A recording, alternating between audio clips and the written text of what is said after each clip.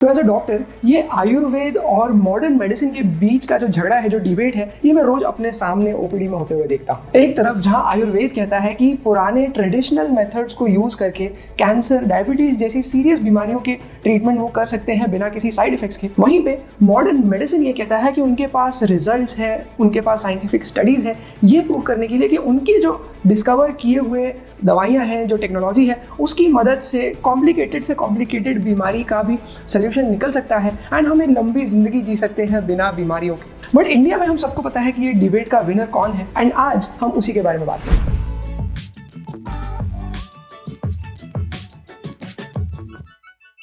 आयुर्वेद एक ऐसा medical science है जो कि इंडियन सब कॉन्टिनेंट में शुरू हुआ था।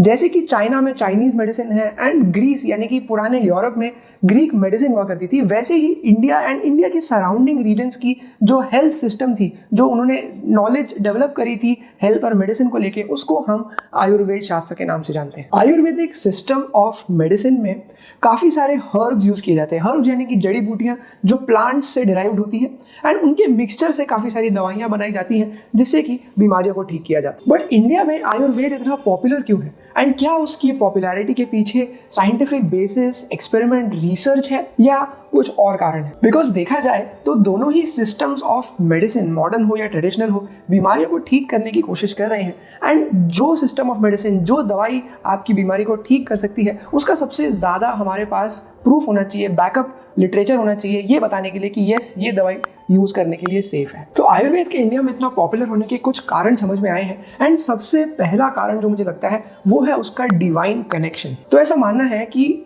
भगवान ब्रह्मा ने स्वयं आयुर्वेद की नॉलेज इंद्र भगवान को दी थी एंड वहाँ से वो अलग अलग ऋषि मुनि जैसे अत्रेया एंड अग्निवेशा के पास आई।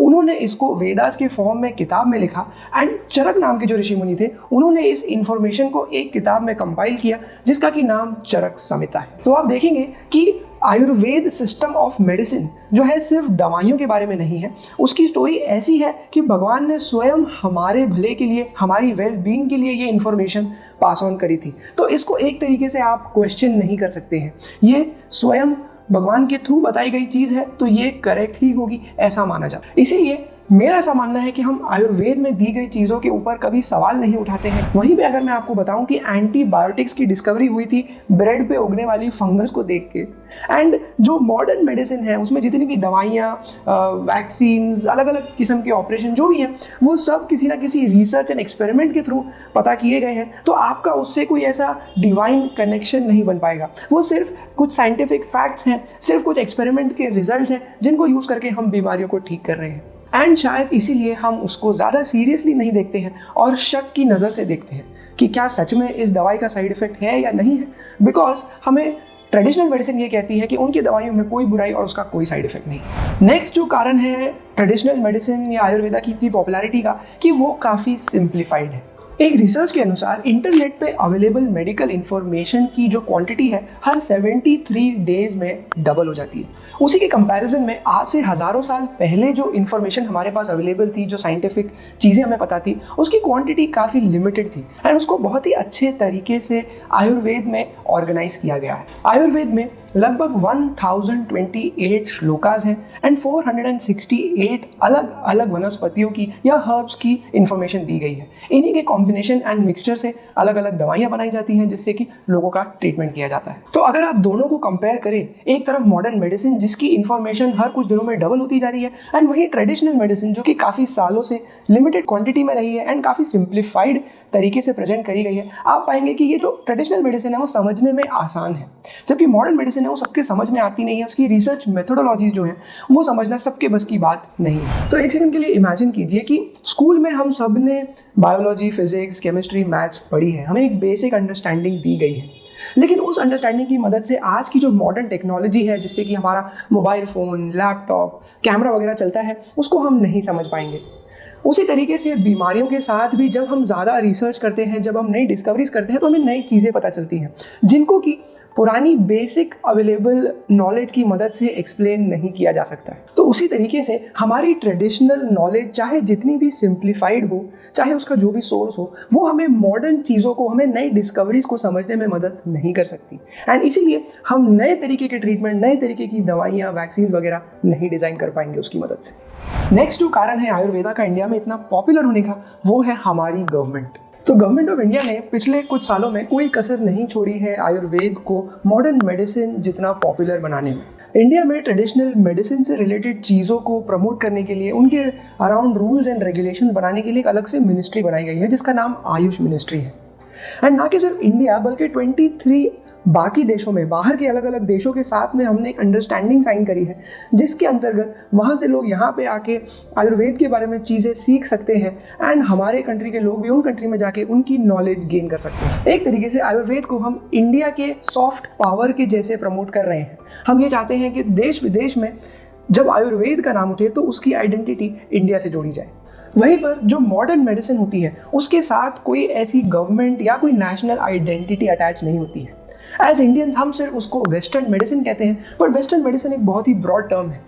हम कभी ये सोचने की कोशिश नहीं करते हैं कि हम जो एंटीबायोटिक खाते हैं वो किस साइंटिस्ट ने इन्वेंट करी थी, जो वैक्सीन है उसके पीछे किस देश के साइंटिस्ट काम करते हैं, कितनी वो लोग मेहनत करते हैं। बिकॉज ये सारी चीज़ें at the and modern medicine जो है सिर्फ एक्सपेरिमेंट, डेटा एंड रिजल्ट्स के ऊपर बेस्ड होती है, ना कि किसी गवर्नमेंट और किसी कल्चर के ऊपर बेस्ड जो कि उसको प्रमोट करना चाहता है। एक और मेजर फैक्टर जो आयुर्वेद को इंडिया में इतना पॉपुलर बनाता है वो है उसकी मार्केटिंग।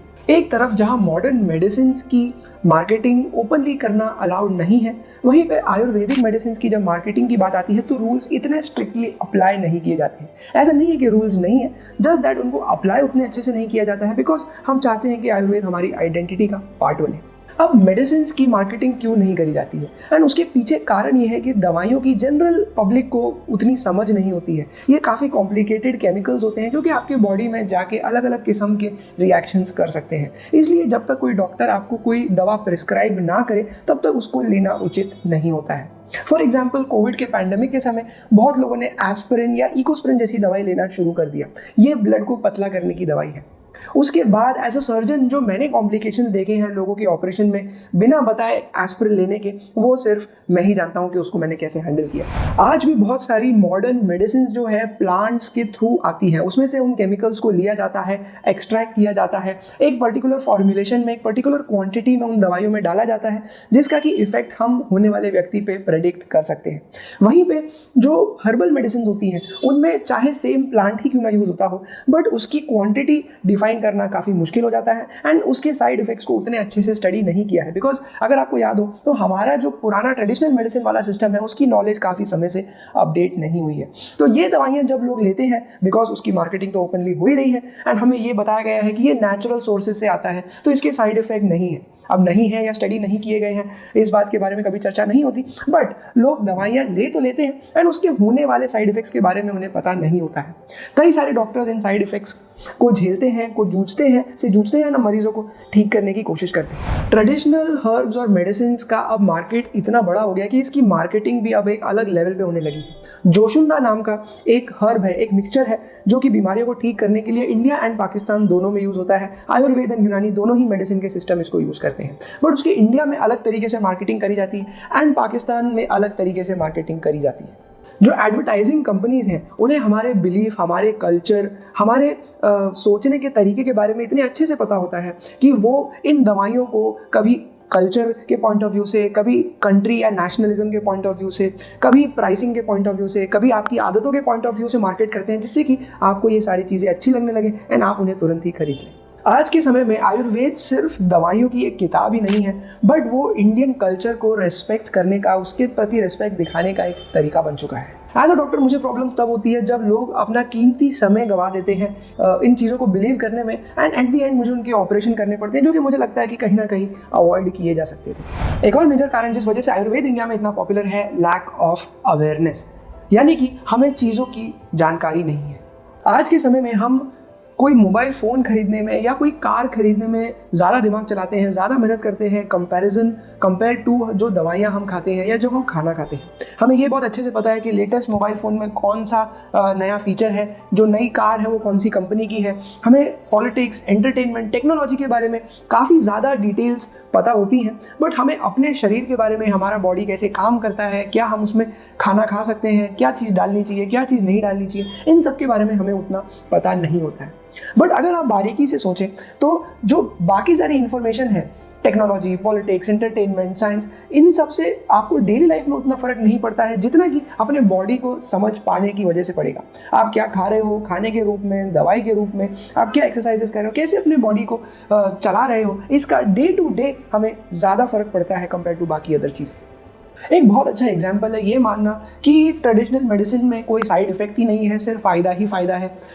दूसरा हो सकता है कि ये बीमारी को जड़ से ख़त्म करता है, ये स्लो एक्ट करता है लेकिन एकदम कम्प्लीटली बीमारी को ख़त्म कर देता है। ये सारी चीज़ें मैंने अपने मरीज़ों से बात करके समझी है, इंटरनेट पे चीज़ें पढ़ के समझी है। एंड मुझे ऐसा लगता है कि अगर लोगों को अच्छे से बैठ के समझाया जाए कि चीज़ें कैसे काम करती हैं तो वो समझने की क्षमता रखते हैं, जस्ट दैट उन्हें कोई बताता नहीं। एंड लास्टली जो कारण है इंडिया में ट्रेडिशनल मेडिसिन जैसे आयुर्वेद है उसका इतना पॉपुलर होने का है मिस इन्फॉर्मेशन। मिस इन्फॉर्मेशन का मतलब होता है आपको गलत इन्फॉर्मेशन देना। अब आपने देखा हो कि हमें अपने शरीर के बारे में ज़्यादा पता नहीं होता है। On the other hand marketing पूरी तरीके से करी जा रही है। आयुर्वेद, ट्रेडिशनल मेडिसिन एक बहुत बड़ी इंडस्ट्री बन चुका है। गवर्नमेंट भी उसको पुश कर रही है, वो भी चाहती है कि इंडिया की आइडेंटिटी से ये सब चीज़ें जुड़ जाए। तो जाहिर सी बात है कि जो बन पड़ता है आपको बताया जाएगा जिससे कि आप इसको मान लें। यहीं पे मिस इन्फॉर्मेशन आ जाती है जहां पे कि आपको ऐसी चीजें बताई जाती है जो कि सच नहीं है। 13 अगस्त 2016 में महाराष्ट्र के गवर्नर सी विद्यासागर राव जी ने अपने स्पीच में ये कहा कि अब समय आ गया है कि जो ट्रेडिशनल मेडिसिन है जो आयुष मिनिस्ट्री के अंडर आती है उनकी जो गलत तरीके से एडवर्टाइजिंग की जा रही है उसको रोकने का समय आ गया है। हम सब ने भी ये नोटिस किया होगा कि स्पेशली कोविड के समय, पैंडेमिक के समय व्हाट्सएप में इतने सारे अलग अलग तरीके की दवाइयाँ, इतने सारे अलग अलग तरीके की रेमेडीज आ रही थी कि एक पॉइंट के बाद में सब फॉलो कर पाना मुश्किल होता जा रहा था। इसमें से बहुत सारी चीज़ें गलत थी एंड कम्प्लीटली यूजलेस थी। एक तरफ जहाँ पे पूरी दुनिया में रेस लगी थी अलग अलग किस्म की वैक्सीन बनाने की, दवाई बनाने की, एक्सपेरिमेंट, रिसर्च, कम से कम टाइम में ज़्यादा से ज़्यादा प्रूफ लाने की कि यस उनकी दवाई सबसे अच्छी है, वहीं पे इंडिया न्यूज़ में था गौमूत्र से रिलेटेड अलग अलग ट्रीटमेंट पैदा करने की जो कि माना जा रहा था कि कोविड वायरस को पूरी तरीके से नष्ट कर दिया। तो ये सारी डिबेट का कंक्लूजन क्या है? मैंने आपको कई सारे कारण बता दिए जिसकी वजह से ट्रेडिशनल मेडिसिन इंडिया में काफ़ी पॉपुलर है, बट उन कारणों का अनफॉर्चुनेटली साइंस एंड टेक्नोलॉजी से, प्रूफ से, डेटा एंड एक्सपेरिमेंट से, रिसर्च से कोई लेना देना नहीं है। बट एट द एंड बात यही रह जाती है कि आपको दवा खानी है, दवा आपके शरीर के ऊपर एक्ट करेगी एंड फायदा या नुकसान जो भी होगा आप ही का होगा। उस समय पे जब आप आईसीयू में होते हैं, जब आपकी कोई सर्जरी हो रही होती है, इस बात से कोई फर्क नहीं पड़ता कि आपने जो दवाई खाई थी वो भगवान द्वारा किसी किताब में लिखवाई गई थी या किसी फार्मा लैब में एक्सपेरिमेंट करके, रिसर्च करके पता करी गई थी। जो सबसे सेफेस्ट है एज अ डॉक्टर मैं चाहूँगा कि वही आपके शरीर में जाए। तो इस प्रॉब्लम के कुछ सोल्यूशंस हैं जो कि इंटरेस्टिंगली बहुत ही अच्छे साइंटिफिक पेपर में मैंने पढ़े। तो सबसे पहली चीज़ हम ये कर सकते हैं कि हम ये डिबेट करना बंद कर दें। हम आपस में लड़ने में इतनी बिजी हो जाते हैं कि हम ये नहीं सोच पाते कि हर एक सिस्टम ऑफ मेडिसिन से अच्छी चीज़ें ली जाए एंड उनको आज के तारीख में यूज़ करके एक मॉडर्न सिस्टम ऑफ मेडिसिन बनाया जाए। नेक्स्ट तरीका ये हो सकता है कि जो मॉडर्न मेडिसिन की रिसर्च मेथोडोलॉजी है, जो अलग अलग किस्म के लोगों पे एक्सपेरिमेंट किए जाते हैं, जो डेटा कलेक्ट किया जाता है, वही सारी चीज़ें हम अपनी ट्रेडिशनल इन्फॉर्मेशन के ऊपर भी अप्लाई करें जिससे कि हम उसको और गहराई में समझ सकें एंड उसको फिर हम मॉडर्नाइज करके यूज़ कर पाए। यानी कि ट्रेडिशनल इन्फॉर्मेशन को मॉडर्न मेथड्स के थ्रू देखना एंड ये पता करना कि हम उसमें से कौन सी चीज़ें आज यूज़ कर सकते हैं। तीसरा पॉसिबल सोल्यूशन ये है कि हम अपने शरीर के बारे में इतना अवेयर बन जाएं, चीज़ों को समझ पाएँ कि हम एक इन्फॉर्म्ड डिसीजन ले सकें। एंड इन्फॉर्म्ड डिसीजन से मेरा मतलब ये है कि आपको कोई भी ट्रीटमेंट जो दिया जा रहा है उसके बारे में एक मोटी मोटी अंडरस्टैंडिंग आ गई है कि क्यों दिया जा रहा है, क्या उसका फ़ायदा है, क्या आपके पास ऑप्शन है एंड क्या उसका नुकसान है। एंड लास्टली आप इस वीडियो को लाइक करें, शेयर करें, सब्सक्राइब करें इस चैनल को एंड दूसरों तक ये वीडियो पहुंचाएं जिससे उनकी भी मदद हो पाए, आपकी नॉलेज सिर्फ आप तक ही सीमित ना हो और भी लोगों तक पहुंचे एंड ओवरऑल हम सब लोग ज़्यादा अवेयर बन जाएं एंड सोचा समझा डिसीजन ले पाएँ अपनी हेल्थ के बारे में। तो बताइएगा आपको ये वीडियो कैसा लगा, क्या है आपकी फीडबैक, मैं सुनना चाहूँगा। और अगर अनजाने में कोई गलती हो गई हो तो उसके लिए माफ़ कर दीजिएगा। मुझे कमेंट द्वारा बता दीजिए कोई और फ्यूचर टॉपिक्स जिनके बारे में आप सुनना चाहते हैं, क्या है आपकी थॉट्स एंड उसी के साथ हम मिलेंगे आपको अगले वीडियो में।